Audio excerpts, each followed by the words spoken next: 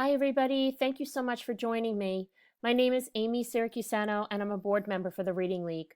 Today, I'm here to talk to you about the differences between digraphs, trigraphs, and blends. A digraph is two letters that sit side by side, and they represent one speech sound. I'm going to show you 6 digraphs today that are in our language. The letters SH represent the sound sh, as in the word ship. The letters CK represent the sound k, as in duck, and this spelling pattern will only come at the end of words. Whereas the spelling pattern CH, which is also a digraph, represents the sound ch, can happen at the beginning and at the end of words, like in the word church. The TH spelling, the digraph th or th, represents 2 sounds. If we say the word that or thick, we might feel that our tongue vibrates on one and not the other. So it makes 2 different sounds. One sound is a noisy sound in which our tongue will vibrate as well as our vocal cords. If we put our fingers right here on our vocal cords, we could say that and this, and we will feel that vibration. Whereas when we say a word like thick and thin, that sound is quiet. We don't feel that vibration in our throat or on our tongue. We also have a digraph WH, which represents the sound w, as in when. And the PH spelling, which really occurs in Greek origin words, like in the word phone. We also have 3 letters that sit side by side that represent one speech sound. These are called trigraphs, whereas in the word digraph, where the prefix di means 2, trigraph meaning in the prefix tri meaning 3. We only have 2 of these spelling patterns in English. They are TCH, which says ch, and this spelling pattern will happen after a short vowel, like in the word patch and match. We have the spelling pattern DGE, which is the second trigraph in English. It represents the sound J. There is no word in the English language that ends in the letter J.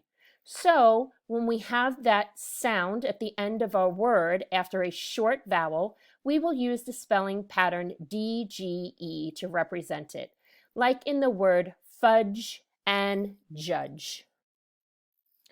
Now that we've talked about digraphs and trigraphs, we're going to spend a minute or 2 talking about blends.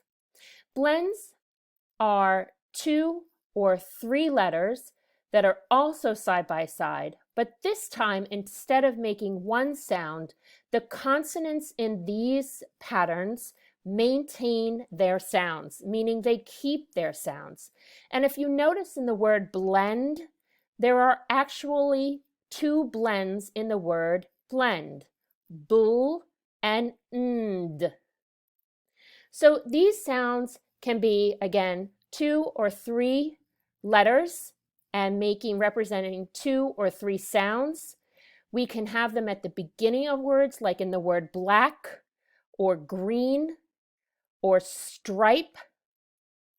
They can also occur at the end of words, like in the word felt and best, and at the beginning or ending of words, like in the word clasp, and at the end, this 3-sound blend, which is really difficult for kids to spell because we don't hear the p sound as well when we say the word like tempt.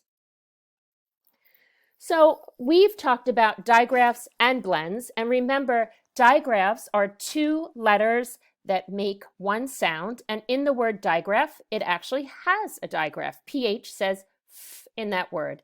And blends are 2 or 3 letters that keep their sounds, and the word blend has 2 of those in it, bull and nd. So we can have these words where we have combinations of these, like in the word trash, where we have a blend in the beginning and a digraph at the end. Or in the word blend, where we have a blend at the beginning and a blend at the end.